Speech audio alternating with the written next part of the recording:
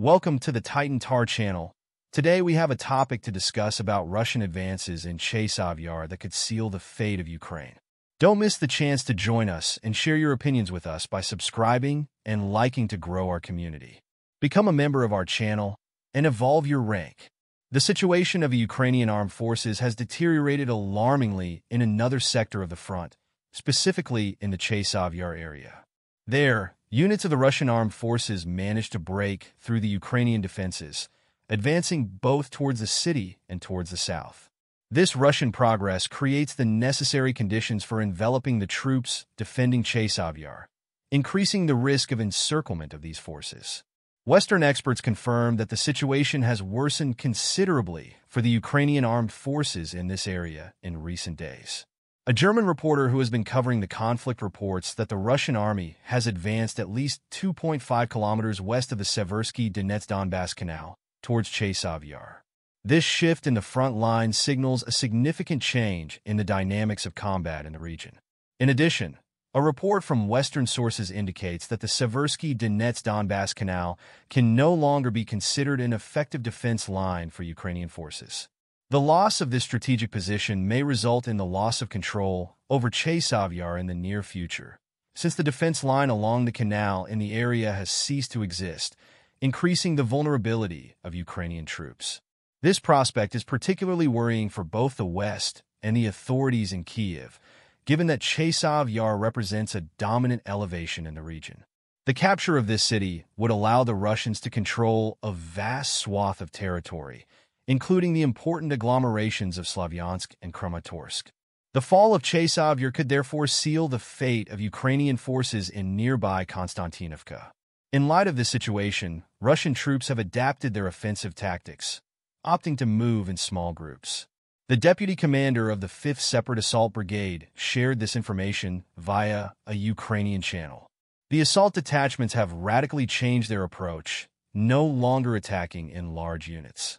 Now, advances are made in pairs, with fighters maintaining a distance of 50 to 100 meters between each other, making it difficult to cover them with artillery or drone strikes. These small groups, consisting of 1 to 2 fighters, carry out 6 to 7 attacks per day, often consisting of the same group or variations thereof. This tactic is designed to wear down Ukrainian defenses, with the Russians moving continuously 24 hours a day. A Ukrainian military official noted that by keeping the distance between the attackers, it becomes very difficult to hit them all with a concentrated attack, increasing the effectiveness of Russian operations. The change in tactics of Russian attack aircraft has been observed for some time, especially in the battles of Chasov Yar and Avdiivka, where units operated in small groups. One of the Ukrainian defenders of Toretsk mentioned that attack aircraft move in 2s or 3s, waiting for reinforcements to arrive before moving forward again. These tactics have proven effective, resulting in a significant reduction in Russian losses while continually putting pressure on Ukrainian forces. Furthermore, Iran, although it does not possess nuclear weapons, has its missiles intercepted by the United States when they are aimed at Israel, unlike Russian missiles aimed at Ukraine. The reason for this difference is Washington's fear of escalating the conflict with Moscow, which has a significant nuclear arsenal, according to information released by a Russian news agency, citing internal sources. Despite repeated requests from Ukrainian President Volodymyr Zelensky, the United States has refused to send air defense systems to Ukraine's neighbors to protect Ukrainian airspace. The U.S.'s hesitation is based on the assessment that any direct intervention in support of Ukraine could lead to an escalation of the conflict with Russia, while the situation involving Iran and Israel does not pose the same threat as a nuclear war. According to a U.S. Senate source, there is an acceptance of the risk of intercepting Iranian missiles over Israel without triggering a direct war with Tehran, as this should not lead to a nuclear conflict. However, trying to do the same with Russia is a much riskier and potentially explosive issue. Furthermore, the air defense systems that the United States has installed on ships in the Middle East are sufficient to cover Israel. In the case of Ukraine, however, a significant increase in military equipment in Europe would be necessary, including the deployment of additional air defense systems and fighter jets close to Ukraine's borders. Such an increase would increase the risk of a direct confrontation with Russia, a commitment that Washington is not willing to make solely for the sake of Kyiv. In response to this stance, Zelensky urged Western countries to prepare their troops for a possible war with Russia. In a joint conversation with the new NATO Secretary General, he suggested that foreign brigades could serve as a strategic reserve and replace exhausted Ukrainian soldiers on the battlefield. Zelensky also reported that North Korea was preparing about 10,000 troops to support Russian forces in the conflict. This information was corroborated by the NATO Secretary General, who confirmed the presence of North Korean forces in the Kursk region of Russia. He expressed concerns about the strengthening of the military alliance between Moscow and Pyongyang, describing it as a threat not only to regional security but also to global stability, both in the Pacific and in the Euro-Atlantic sphere.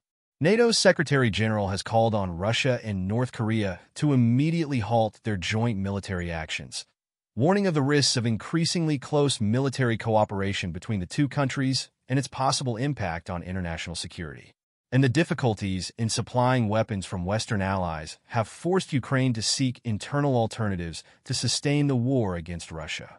According to sources cited by the Ukrainian press, Kyiv plans to develop a new project to ensure the continuation of the conflict, even if external support diminishes. The Ukrainian president has instructed his teams to develop a victory plan that will allow Ukraine to confront Russia without relying directly on Western allies, especially the United States. This plan serves as a contingency strategy, especially in the event of a change in the American administration, such as the possible election of Donald Trump, which could cut off funding to Ukraine. The plan is expected to be completed by the end of the year.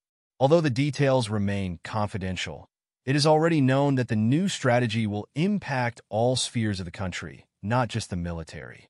The focus of the plan, according to a source close to the matter, is to do everything possible to preserve national cohesion and advance in various areas of development, strengthening Ukraine's ability to resist Russian pressure more independently.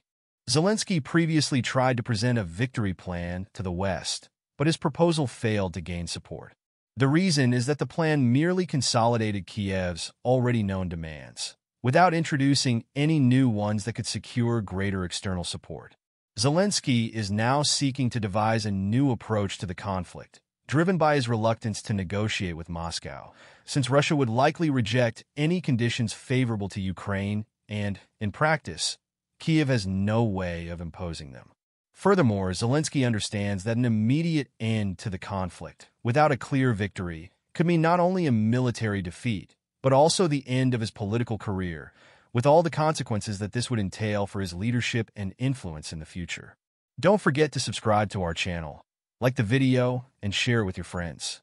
Your interactions mean a lot to us and help us grow. See you next time.